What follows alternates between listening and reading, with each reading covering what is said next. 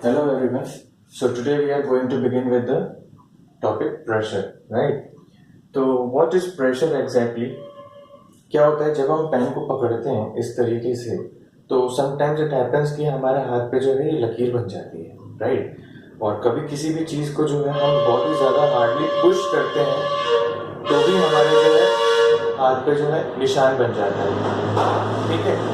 तो बेसिकली जो pressure word है, प्रेशर ये बताता है कि आपके ऊपर कितना दबाव बना हुआ है। फॉर एन एग्जाम्पल, जैसे एग्जाम्स होते हैं हमारे, तो उससे पहले हमारे ऊपर दबाव बन जाता है। रीजन, क्योंकि दिन कम होते हैं और टॉपिक ज्यादा होते हैं, यानी कि फोर्स यानी कि लोड आपके ऊपर ज्यादा होता है और दिन बहुत कम होते हैं या समय बहुत कम होता है, राइट? सिमिलरली यहाँ पे क्या होता है, जब मैं किसी भी सरफेस पे ज्यादा फोर्स लगाऊंगा, ठीक है, और उसका एरिया कम होगा, यानी कि नीचे से बहुत ही ज्यादा पॉइंटेड होगा।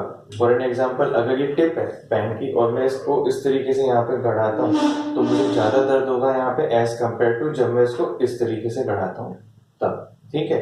ऐसा इसलिए है क्योंकि टिप का एरिया बहुत कम है, तो वो बहुत ज्यादा वहां पे प्रेशर डेवलप कर देता है, राइट?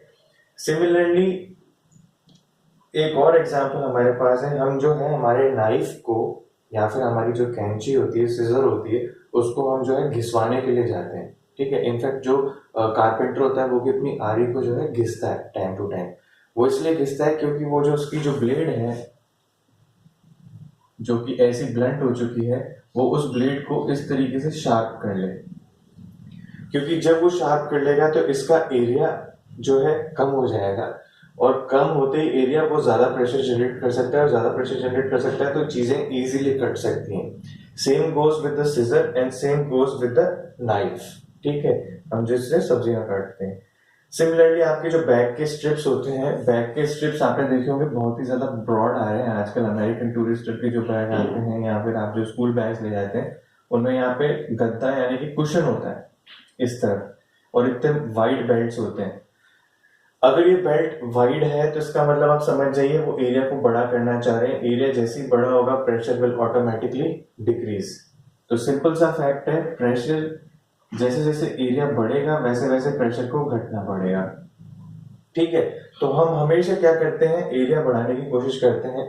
इसीलिए स्कूल में और यहाँ पे कोचिंग में आपको हमेशा ही कहा जाता है कि रेगुलरली डेली थोड़ा थोड़ा पढ़ें, ठीक है? एक ही दिन में इतना सारा ना पढ़ें कि आपका लोड यानी कि प्रेशर बढ़ जाए, ठीक है? अगर आप डेली थोड़ा थोड़ा पढ़ते हैं तो आपका प्रेशर ऑटोमेटिकली कम हो जाता है, क्योंकि आपने एरिया यानी कि नंबर ऑफ डेज बढ़ा लिए, क्योंकि आपने डेली थोड़ा थोड़ा पढ़ा तो आपको बहुत सारा टाइम मिल गया, और बहुत सारे टाइम के से आपके ऊपर एंड में प्रेशर बहुत ही ज्यादा कम होता है, राइट? हालांकि बट हम ये चीज समझते नहीं है, हम लोग भी नहीं समझते थे, but better we do a little little effort every day, simple as that, ठीक है?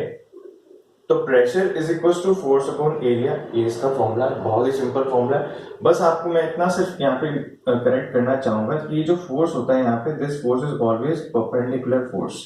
इस चीज का आप हमेशा ध्यान रखें। हालांकि इसका यूज हम आगे अगली क्लासेस में करना सीखेंगे, बट ये फोर्स जो है हमेशा परपेंडिकुलर रहता है। इस फोर्स का आपको ध्यान रखना है। इसकी फोर्स की यूनिट न्यूटन, एरिया की मीटर स्क्वायर, न्यूटन पर मीटर स्क्वायर, इसको हम कहते हैं पास्कल, ठीक है? तो प्रेशर की यूनिट होती है पास्कल। एंड अब आपके लिए होमवर्क ये है कि डिफाइन, समझ गए हो गया, 1 पास्कल। पास्कल का शॉर्ट फॉर्म होता है पी, पा। तो आपको बोला गया डिफाइन 1 पा, ठीक है?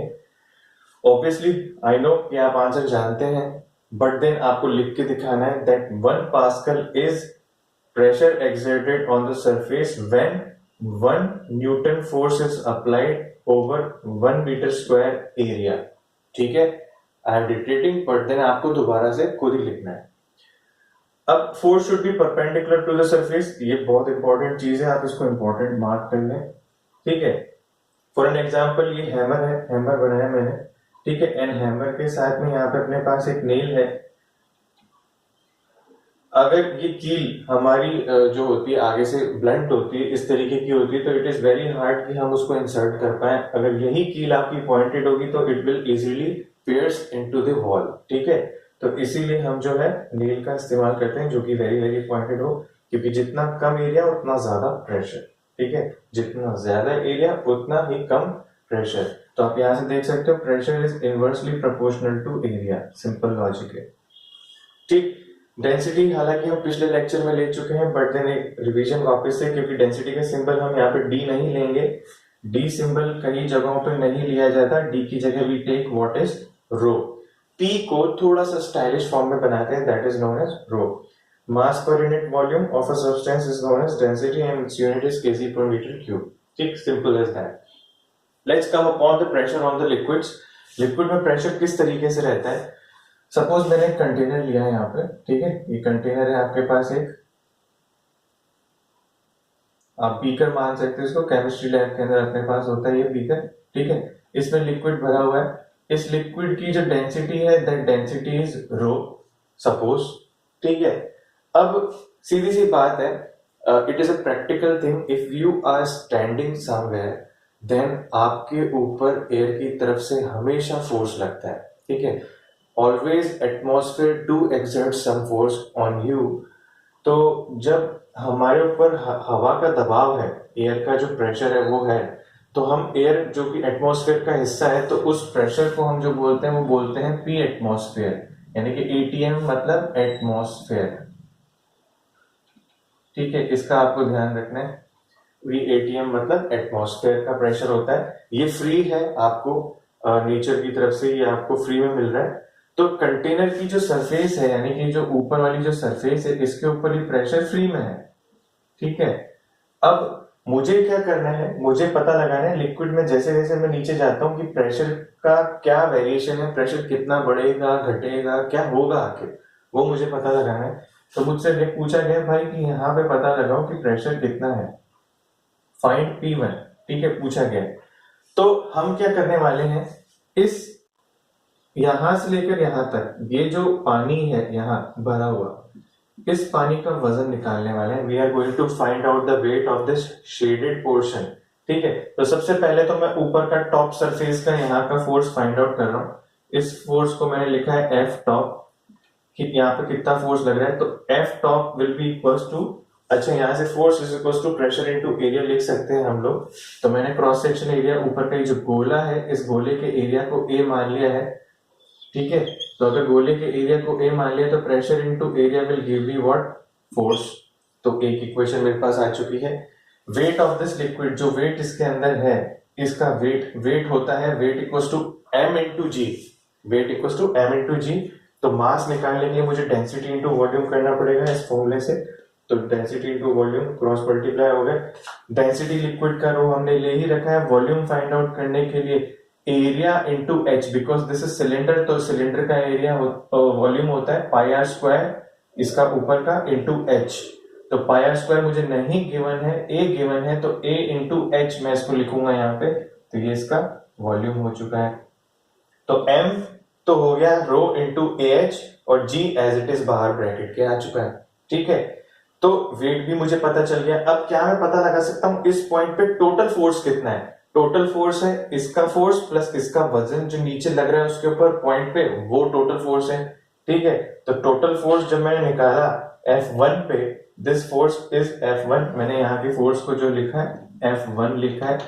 तो F1 इज इक्वल टू ऊपर का टॉप का फोर्स प्लस जो वजन है उस पानी का वो।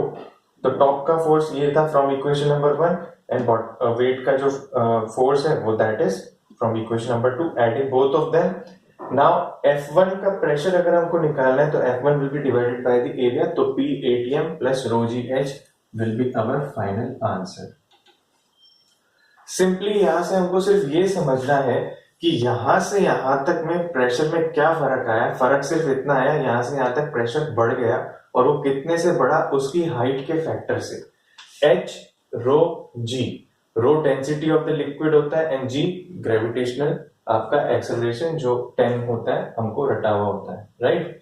तो from here we can understand that जैसे जैसे आप हाइट नीचे लेके जाते हो the pressure is going to increase, because pressure is directly proportional to height, और you can say depth of the liquid, ठीक है। तो इस लेसन को बहुत इंपॉर्टेंटली याद रखें, इट इज वेरी इंपॉर्टेंट। इसी को आगे समझते हैं, what is the application of this particular law, Pascal law. This is very important to us. देखें, pressure is same at the same height in the liquid, ठीक है। सपोज ये height और ये हाइट सेम है और यहाँ पे लिक्विड भरा हुआ है अपने पास इस कंटेनर के अंदर, ठीक है। तो no matter what is the shape of the container, इसका कंटेनर का शेप छोटा है, इसका मोटा है, doesn't matters, all it matters is कि उसकी हाइट कितनी है। अगर इसकी हाइट भी h है, इसकी हाइट भी h है ऊपर से, ठीक है, और यहाँ पे भी हाइट सेम है बॉटम में भी, तो हम कहेंगे दोनों के अंदर ही प्रेशर जो है सेम है। इसी को बोलते हैं हाइड्रोलिक लिफ्ट। बड़े बड़े शहरों के अंदर हम लोग इसको यूज करते हैं। हाइड्रोलिक लिफ्ट के अंदर लिक्विड होता है, whether it can be a viscous liquid और एनी काइंड ऑफ लिक्विड। यहाँ पे पिस्टन्स होते हैं दोनों तरफ, यहाँ पे आप प्रेशर लगाते हो या फोर्स लगाते हो तो ऑटोमेटिकली यहाँ की जो भी लोड होता है, यहाँ पे सामान जो गुड्स वगैरह रखे होते हैं, कार होती है या शिप जो भी है, वो यहाँ से ऊपर शिफ्ट होके ऊपर आ जाता है। तो it is just kind of a lift. Seesaw जो झूला होता है हमारा बिल्कुल उसी की तरह है। तो यहाँ का वहां का प्रेशर बराबर करते हैं तो ये एक्सप्रेशन आता है, and this is used to solve numericals, ठीक है। तो इसका फर्स्ट हाफ यही होता है कि प्रेशर जो है सेम हाइट पे सेम रहेगा, no matter what is the area of the container, ठीक है। तो प्रेशर यहाँ पे कंटेनर के एरिया के ऊपर डिपेंड नहीं करता है, it only and only depends on the height of the liquid column, height of the liquid column, ठीक है। तो स्क्रीन एक बार पॉज करके दोबारा देख सकते हैं। If there is any problem please let us know. Thank you.